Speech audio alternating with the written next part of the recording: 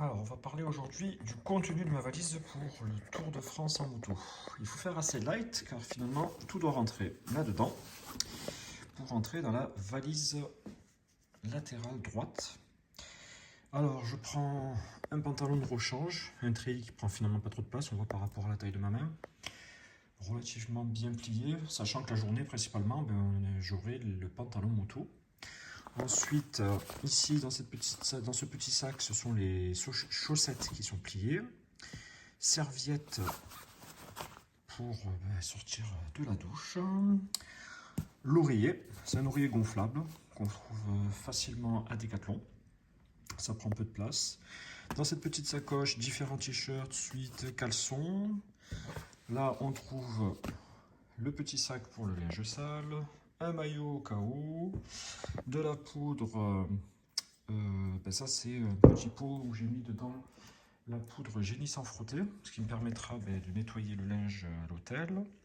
Ici, à l'intérieur, on trouve, alors là, je vous l'ai mis à l'extérieur, c'est finalement des pinces à linge avec une corde qui permet finalement d'attacher tout le linge qu'on nettoie pour le faire sécher plus rapidement. Petite bouteille d'eau toujours que j'emporte en plus dans le sac avec le gant pour hydrater la bouteille dans les chambres, c'est bien pratique. Et en plus de ça, pour le voyage, trousse qu'on trouve à Decathlon avec dans le compartiment du bas brosse à dents, mousse à raser, rasoir, il y a déo, dentifrice, quelques cachets différents, maux de tête, Doliprane et autres. Et l'avantage de ça, pareil, c'est que c'est pratique, ça se ferme, hop, on le clipse, ça prend peu de place. Donc ça, c'est pour la petite valise latérale. Je vais passer à l'équipement même et après, je ferai aussi le matériel du top case arrière. Une fois tout bien plié, tout bien rangé, finalement, tout rentre bien à l'intérieur. Et voilà, elle est prête. Alors, voyons voir le contenu du top case. Donc j'ai gants d'été, gants d'hiver, toujours avoir deux paires. Suivant l'altitude, suivant où je vais rouler, je peux être confronté au froid. Ensuite, ça c'est la chaise pliante. C'est pour les pauses. En roulant beaucoup, après par moment, c'est super agréable de se poser, décontracter un peu le dos. Et donc là, c'est une vraie chaise qui permet vraiment de se caler. Donc pour moi, ça c'est important aussi d'avoir. Mes béquilles, ça c'est perso par rapport au problème de jambes. Ensuite, bombe anti-crevaison.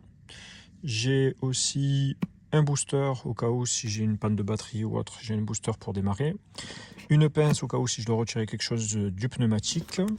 Du papier WC au cas où, ça aussi. Ça c'est une prise 12 volts allume-cigare. Lampe frontale. Donc c'est neuf, du coup ça reste... Alors ça on le trouve facilement à Decathlon. De quoi nettoyer un peu de visière ou autre. Derrière là-bas, on voit le kit de réparation mèche pour les pneumatiques. Dessous, j'ai une clé plate, j'ai deux clés plates, 12 et 10 au cas où. Le tour de cou au cas où s'il fait froid. Dans la petite bouteille d'eau Lexus, j'ai mis l'huile moteur pour en avoir au cas où. Ça, c'est le kit complet combinaison de pluie haut et bas. Alors là, pour le coup, je pense, vu la météo, que je vais en avoir besoin durant le Tour de France. Ça, c'est l'épaisseur chaude de l'intérieur de la veste. C'est la doublure de la veste. Et c'est tout. Ah si, oui. Et le bloc plus le U que je vais aller chercher tout à l'heure. Voilà, c'est pour attacher le speeder. En informatique ou électrique, j'embarque pas grand-chose. Une prise qui me permet de recharger deux USB en même temps. Donc comme ça me permet de recharger par exemple le casque, l'intercom, et recharger le téléphone, ou bien recharger les écouteurs, ou bien j'ai une power bank aussi qui permet d'avoir une réserve d'énergie, en plus d'avoir la possibilité de recharger avec les prises sur la moto qui me permet aussi de recharger en 12 volts, plus une petite lampe. Donc c'est en format USB, on trouve ça facilement sur sur Amazon. Il suffit hop, de le rentrer sur n'importe quel USB et les trois petites LED font pas mal de lumière. Ça peut toujours dépanner d'avoir de la lumière de manière portative en plus. Niveau tenue en équipement, j'ai un pantalon spécial moto avec renforcement au niveau des genoux, des hanches. La marque c'est All One Cargo. J'en suis très content. Et l'avantage de la format treillis, c'est que si on a besoin de prendre l'autoroute, hop, on a juste à glisser la carte bleue sur la poche latérale et c'est vachement plus rapide. Pour la partie au niveau veste, donc du coup pareil, avec renfort coude, épaules, j'ai fait rajouter dorsale. C'est un minimum, en fait, je trouve, vraiment. Et j'ai enlevé la doublure intérieure que vous avez pu voir tout à l'heure qui était dans le top case. Avec différentes poches, donc il y a les deux poches, plus les poches intérieures, mais surtout ce qui me plaisait bien, ouverture pour l'été, s'il fait chaud. On ouvre, ça fait rentrer de l'air par ce côté. On a aussi des ouvertures sur les manches pour faire rentrer de l'air par ici. Et le petit plus encore,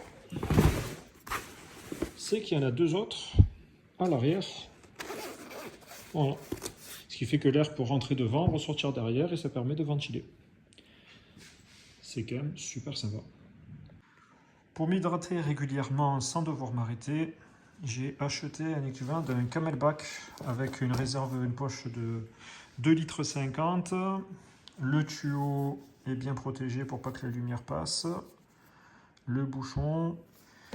De quoi ranger aussi sur la partie haute, mais aussi sur la partie basse. Et c'est à cet endroit-là que je mets ce que vous avez vu tout à l'heure au niveau électrique.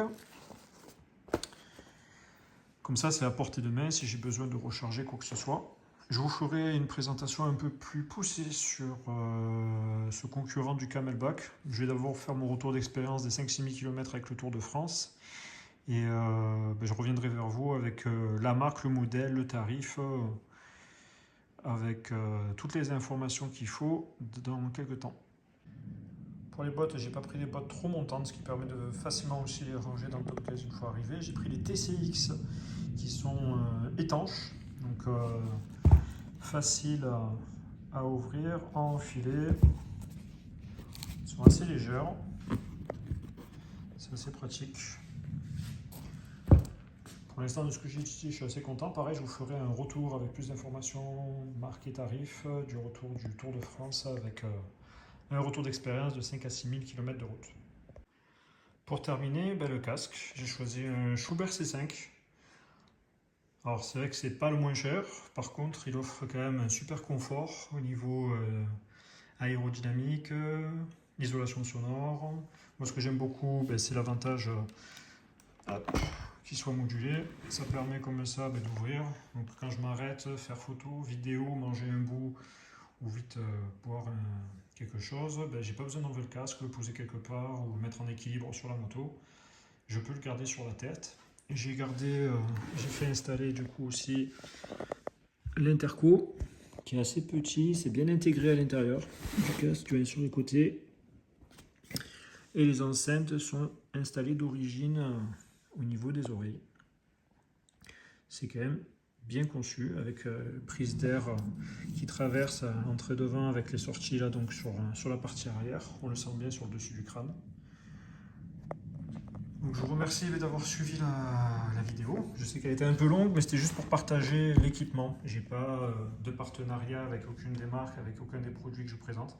C'est juste que j'ai pris le temps de choisir, de faire des recherches, d'essayer de m'équiper au mieux. Donc je partage juste en fait quels ont été mes choix.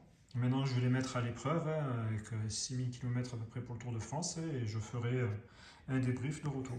Merci d'avoir vu la vidéo, à bientôt.